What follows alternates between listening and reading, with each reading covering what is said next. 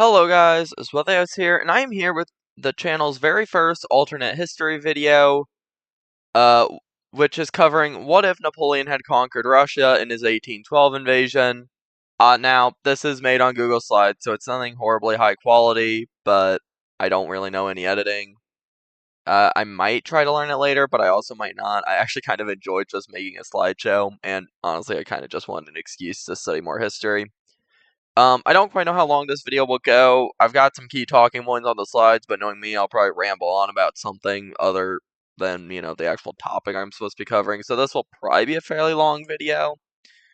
But, yeah, I hope you guys enjoy. Yeah, this is just my take on what would have happened had Napoleon conquered Russia. I try to use reliable sources, so, no Wikipedia, but I can't guarantee all my sources are 100% accurate, so please don't crucify me if I get one tiny detail wrong. I would appreciate it.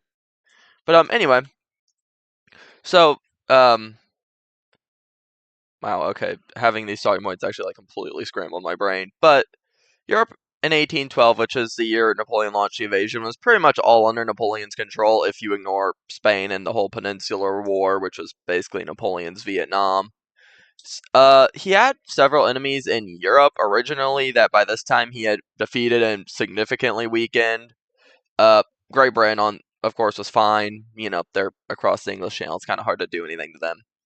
But with all of mainland Europe, other than Spain, under his control, he imposed a continental system in an attempt to cripple the British economy.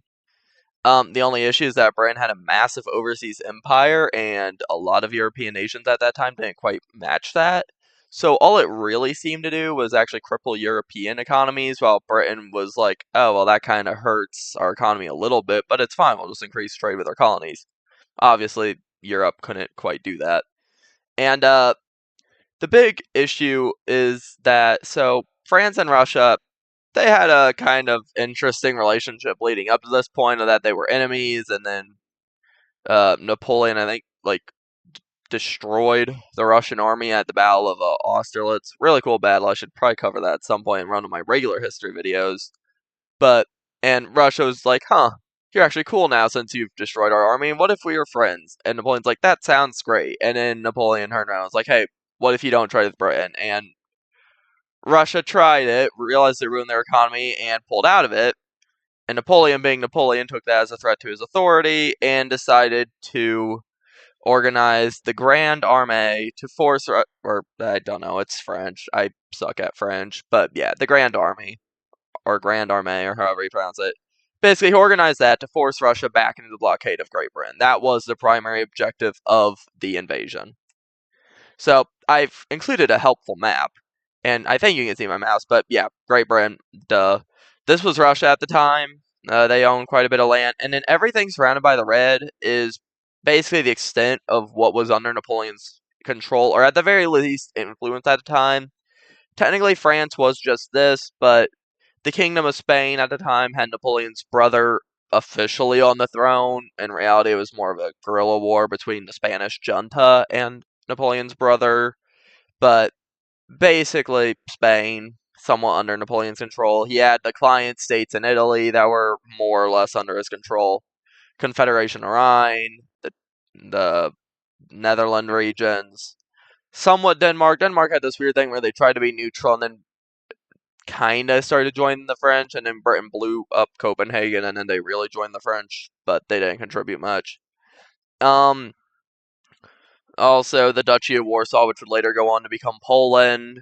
Later, they got unexisted by Russia before they re-existed as Poland, but, common trend in Polish history is that they get unexisted fairly frequently. Now these two are interesting. This is the Empire of Austria, which was one of Napoleon's big enemies originally, and originally it was bigger, but with the several victories during the Napoleonic Wars, they had lost territory. Same thing goes for Prussia. They had gone against Napoleon and lost significant amounts of territory to the Confederation of the Rhine. So that was what I was talking about whenever I said Napoleon's enemies were greatly weakened. They had territorial concessions forced on them. It was rough, and Austria also married off one of their princesses to Napoleon, so there was also that. But like I said, rambling about things not really related to the what if. So, anyway, the invasion of Russia. Napoleon's plan, as was his plan for most of his wars, was to force a series of very quick engagements to completely destroy the opposing army and then force the leader to bring, well, in this case, it was to force the Tsar at the time, Alexander I, to bring Russia back into the continental system. Now, Russia's plan, on the other hand, was a very good counter to this, known as run away and light everything on fire. Because, you know, kind of hard to catch up to the enemy if you're, like, if everything is burning and they keep running from you. It's, not a great tactical matchup, I guess you'd call it. So that was their plan. The Grand Army was numerically superior. It was actually the largest army Europe had assembled up to that point. The issue is that it was primarily comprised of French troops and then all of the French allies. So German, Prussian, Polish, Italian, Netherlands, Spain, and Austrian troops were all part of the Grand Army as well. So the issue is, that makes it kind of hard to maneuver whenever everyone's speaking a different language. So it also contributed to the whole issue of you can't really force decisive engagements if your enemy is running away. So, yeah, that also impacted mobility rather negatively. I got some numbers there. Basically, Grand Army in total was 612,000. 612. Wait, no. 612,000. Yeah, that's the number. 612,000 troops, but only 453,000 were in the actual initial invasion into Russia, and only around 200,000 of them were actually French. And the Russian army at the time, I didn't really bother getting combined statistics. I know they were numerically less than the Grand Army. And I know initially they were divided up between a couple different commanders and regions, but whenever Napoleon started his invasion, they actually all pooled together into one army. And they also called upon their reserves, which is something that will play a key role in the what if. So, like I said, Russia was going to run away. That was their very, very smart tactical decision, which was actually really smart.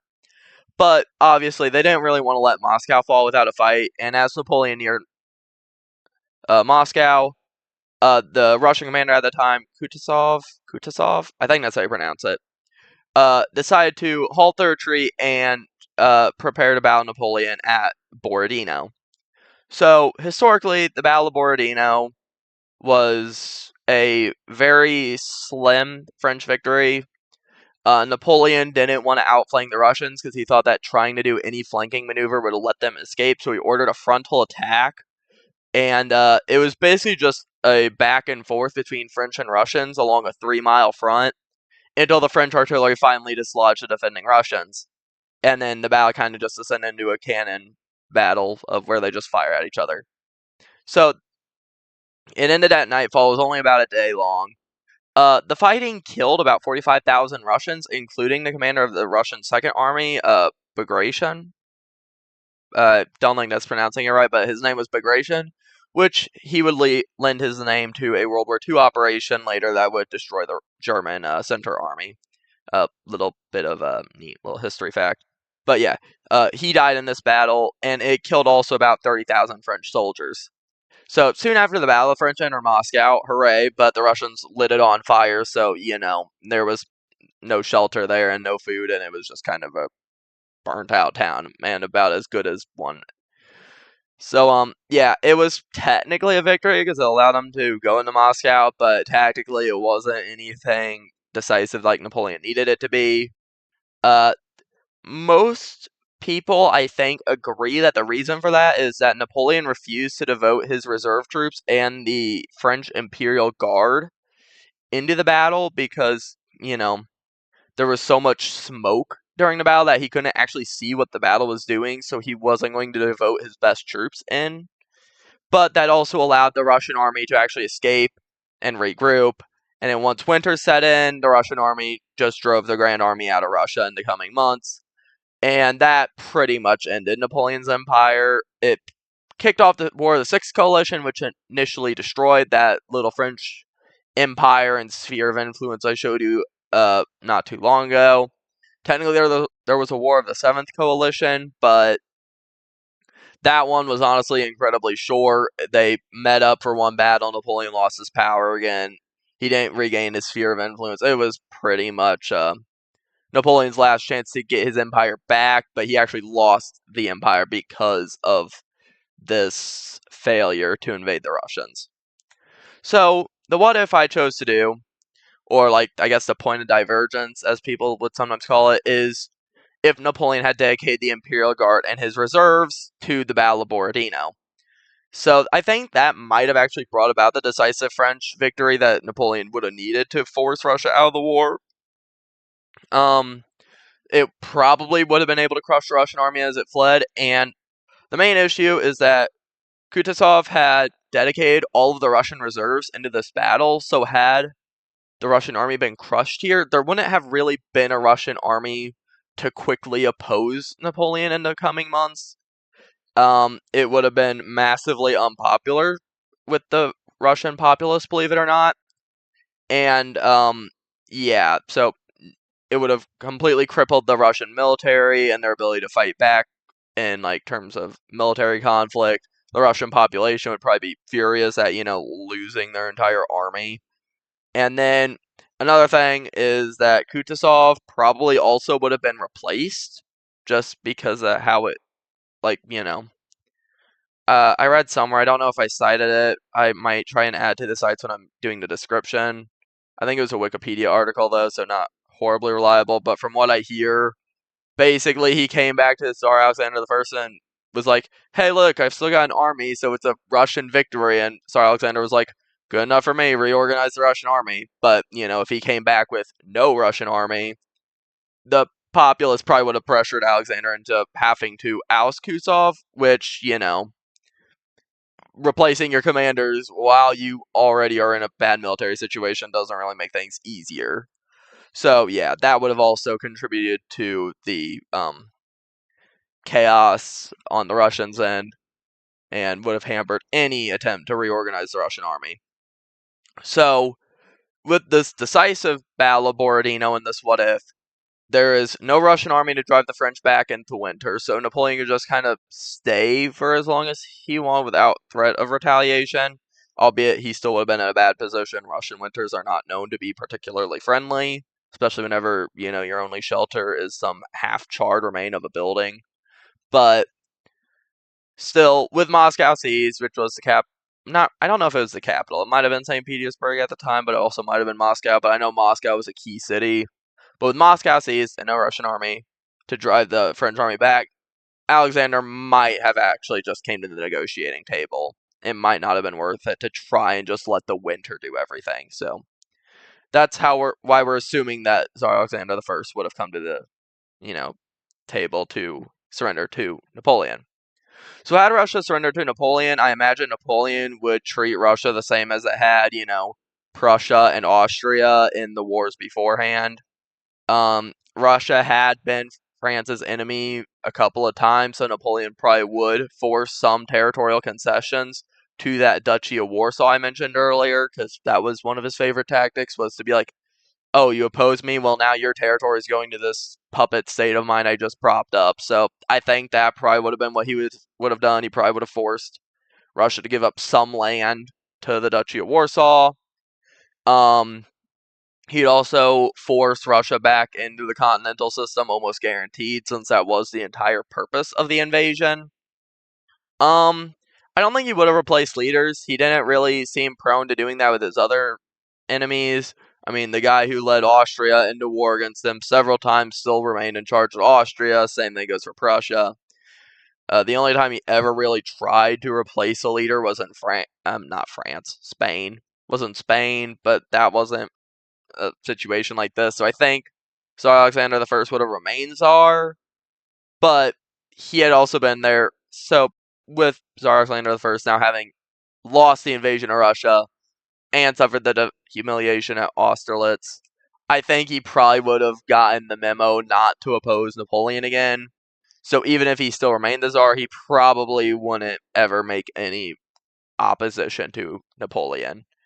Also, just for logistics' sakes, I'm sure Napoleon would force the Russians to temporarily house the Grand Army during the winter if the negotiations went that quick.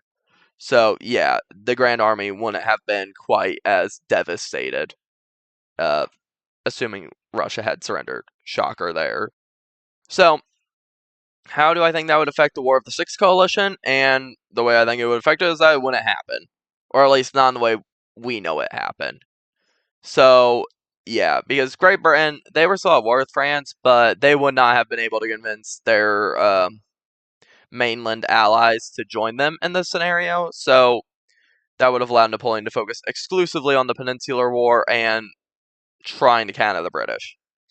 And I'll go in more into detail about why I don't think Great Britain's allies would have joined them had Russia surrendered, but I wanted to cover the Peninsular War and how I think Napoleon winning in Russia and not having a sixth coalition to deal with would have affected this. So I think after completing the invasion of Russia, Napoleon would likely have to travel to Spain to personally command the war in Iberia, which is the peninsula with Portugal and Spain on it.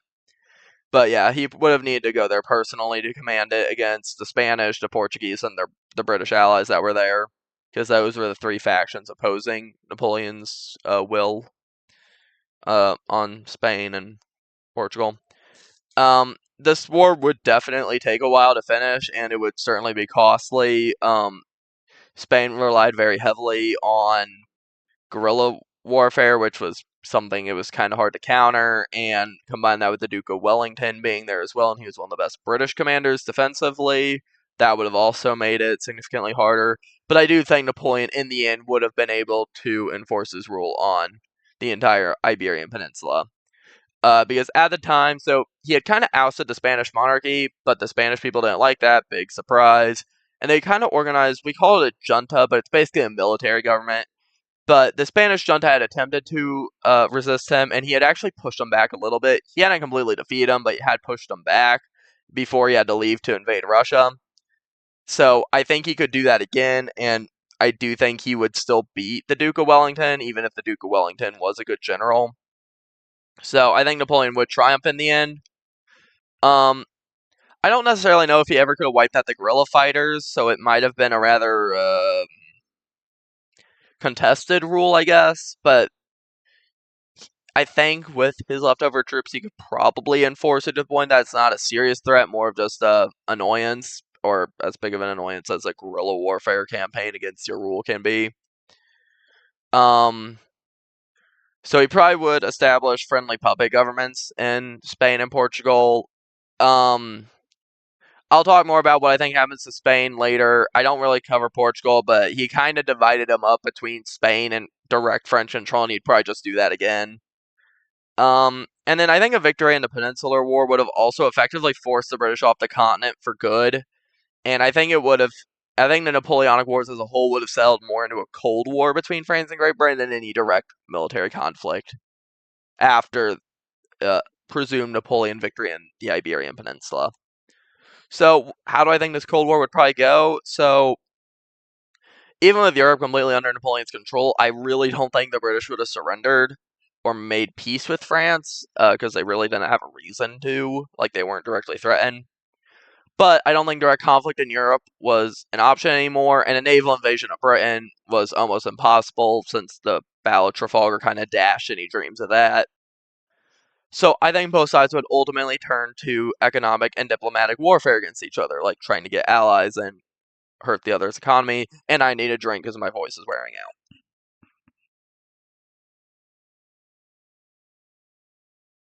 So glad I drank most of this water before I started making the video, and I have almost none left. Alright, let's see how long my voice can keep going. But, Napoleon's method of trying to strike back at the British economically would likely just be continuing the continental system. And the British would just be, using the Royal Navy to destroy French shipping. They also probably would have tried to seize the Spanish colonial empire after mainland Spain fell. So, and any French colonial possessions, they probably would have just made moves on those. So, there wouldn't have been any colonial French Empire, and the Spanish colonial empire would have fallen apart quicker. Another thing that could have happened is with the mainland conflict in Europe over, Britain could likely pour more resources into winning the War of 1812 with America. What they would do if they had actually won that war, I don't know, and I don't know if they would have won the war anyway, because I know America was slightly getting their act back together towards the end.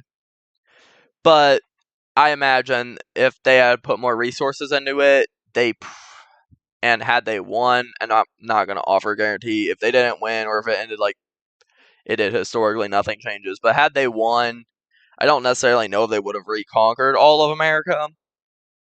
I think the more likely option is they would have just been like, hey, you can't trade with France anymore. But, yeah, so they could have devoted more resources into the War of 1812. Napoleon, on the other hand, he couldn't aid anyway in the War of 1812, but he could probably try and reach out to the Ottoman Empire at the time.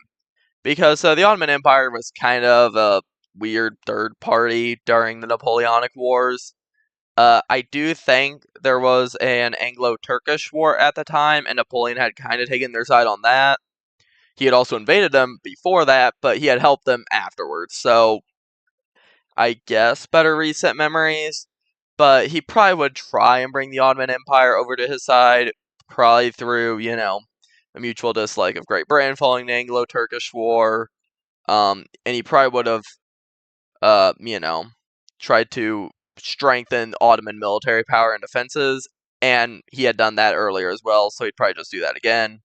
I don't know if it would have worked, but it probably would have brought them closer, and it probably would have definitely prevented a Anglo-Ottoman alliance. But I don't know how close that alliance between the French and the Ottomans would have been, but it could have been a thing.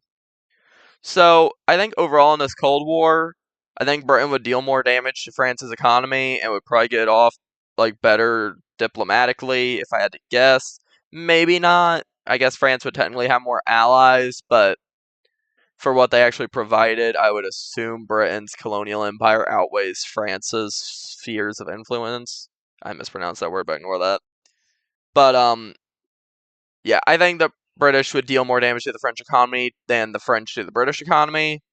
But I don't think it's anything life-threatening for Napoleon's empire. It would probably just continue through it, and I don't think anything major would have actually come from this Cold War between the two. So how do I think Europe would be affected by French dominion had it lasted a little bit longer? So under Napoleon's rule, I think Europe would look pretty different compared to what we got. Napoleon's code of law, which was just called the Napoleonic Code, would likely spread throughout almost all of Europe. And several countries would likely adapt a style of government similar to Napoleon's. And while it might have been more democracy related, I know France at the time wasn't a direct democracy because, Napoleon was kind of like, hey, I'm dictator now. And everyone was just like, okay, cool. But I know they still had democratic ideals. I don't really know how to explain how that worked, but they would have exported the democratic ideals to their spheres of influence. So, the Netherlands, Confederation of the Rhine, Duchy of Warsaw or Poland, Italy's, plural, Spain. Those probably would have gotten more democratic nations or pro-French ones. And even if it wasn't a direct republic, what at least it would have done is it would have changed the societal hierarchy to be more egalitarian rather than what it was. So that would mean that I don't know how I mispronounced that word. But the nobility and the clergy would be drastically weakened in Europe a lot sooner than they got weakened historically. I think they got pretty... actually, I don't know when they got weakened, but regardless, had they remained under Napoleonic control, they probably would have been weakened. There also was a lot of major powers on the continent that would have been weakened. I don't know if Austria or Prussia could have ever regained their power. Russia was also would also probably be weakened. So, yeah, most of the major powers on the continent would have been kind of sidelined to France. So France would likely remain as the dominant power in Europe for quite some time.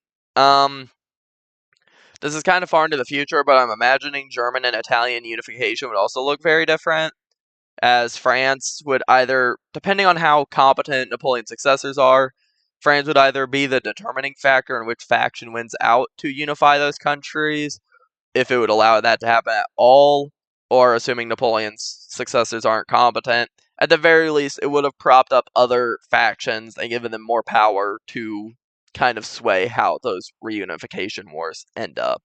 So, yeah, French domination over the continent would have changed how Italy and Germany looks today, probably.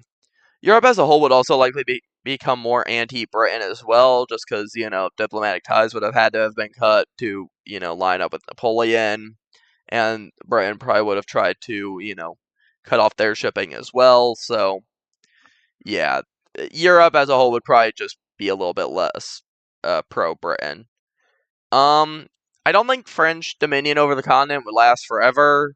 I don't necessarily have faith that, every single one of Napoleon's children would have the tactical genius he did in order to enforce French dominion on the continent. So I don't think it would last forever, but I definitely think their influence would still be felt, like, to this day, I guess, would be the way I'd describe it. So I think it would definitely change things. I don't think it's just one of those cases where Napoleon dies and it goes away, but at the same time, I don't think it's going to be some permanent status quo, because history doesn't like those. But, so yeah, that's how I think Europe looks under French dominion. And then I want to get into the nitty-gritty details about how it impacts how the surrender of Russia would impact the other countries of the coalition. And basically, this is just how it impacts Europe, but more focused in on the major countries at the time. And I got to drink more water.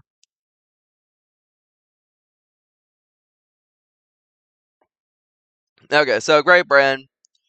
We already talked about this mostly. I think the big shift in,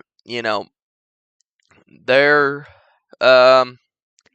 approach would be that they would likely focus more on their colonial empire. I talk a little bit here about what I think they would do in the Cold War, but I already covered that.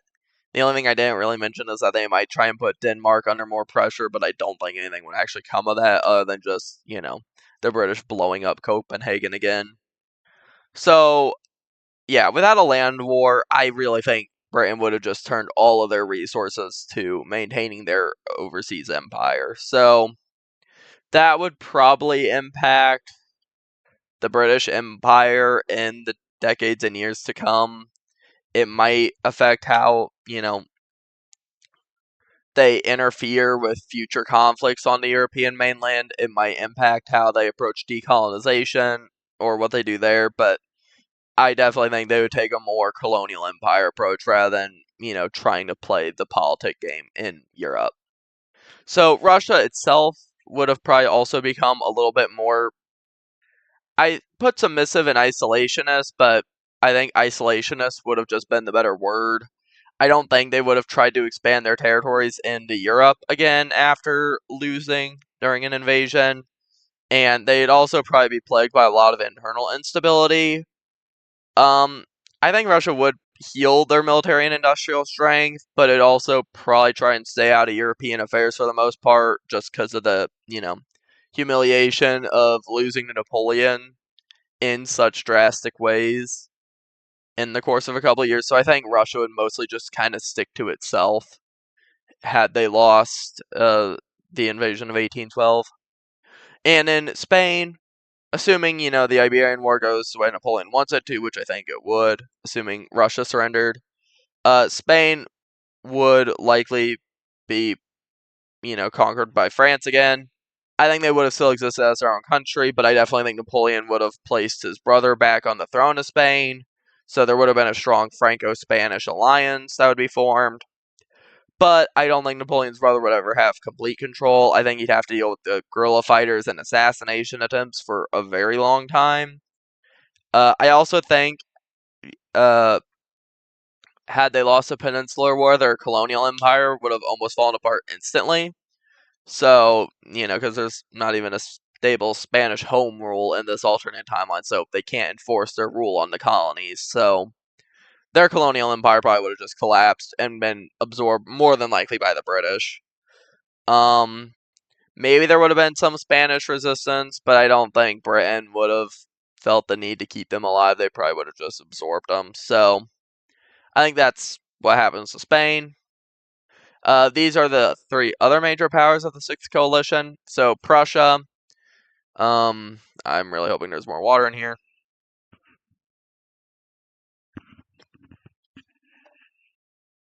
Okay. All right. Hopefully it can get me through this last slide. But so Prussia historically um changed sides during the retreat from the invasion of Russia. So if there's no retreat from Russia, I don't think they changed sides. They mostly just were like, "Oh, hey, Russia's winning. Let's join them because we don't like Napoleon." So then they joined Russia because they didn't like Napoleon. But the Prussian king was actually pretty anti-war against Napoleon, and without a retreat from Russia to prompt it, I don't think they would have changed sides. This probably would have resulted in a drastically weakened Prussia. They never would have gotten the territories back that they lost earlier on in the Napoleonic Wars. So, they never would have regained their lost territory. And then combine that with the fact that the French set up the Confederation of the Rhine in Germany, and it probably would have had French backing. Prussia would have a very, very strong opponent in any attempt at German unification down the road. I don't necessarily know if it could have happened. Like I said, I can't really go that far into the future with alternate history unless I want to make some long ranges. But they definitely have more of a rivalry with the Confederation of the Rhine, assuming Napoleon kept his control on Europe.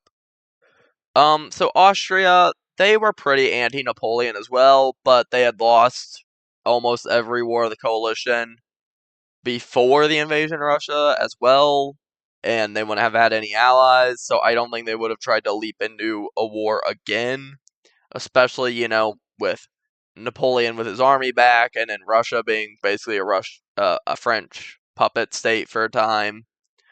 Yeah, I'm sure they wouldn't want to just join the war against Napoleon again, especially whenever one of their, princesses is married to Napoleon and is, you know, producing the heir of the French Empire that would be somewhat tied to the Austrian royal family. I don't think they would have jumped into the war against Napoleon without,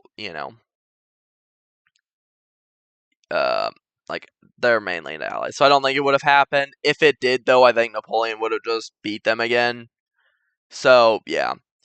Um, I don't really know if this would have happened just because they were fairly anti-Napoleon, but if, Napoleon's successor was from that Austrian princess, I could see a hypothetical Austrian-French alliance where they're kind of bound by family, so that might have occurred, but I don't know. The other thing is that they kind of had influence in Germany and Italy historically, but in this alternate history, I don't think they would have. But other than that, that's, I think, how Austria gets out of that. And in Sweden, I included just because they kind of joined the war against them, but they joined the war because of British promises to take Norway from Denmark. But if Napoleon still had all his military power, I don't think those British promises would have meant anything. So they probably would have just, sat back and, been Sweden and been neutral. So yeah, I don't think they would try to assist the British. But yeah. Anyway, that's my what if for if Napoleon had won the or I don't know, won the invasion of Russia. I don't know if that's how you want to put it, but yeah, basically had Russia. I keep getting those mixed up. Sorry. Had Napoleon's invasion of Russia in 1812 been a success, this is the alternate timeline I think would have come out of it. Here are my works cited. I'll put them in the description. I'll get that Wikipedia article I forgot to grab. But yeah. Anyways, I hope you guys enjoyed. If you did, like and subscribe. Feel free to comment any alternate history videos or regular history videos you want me to do down below in the comments. And yeah, I will see you guys in the next video.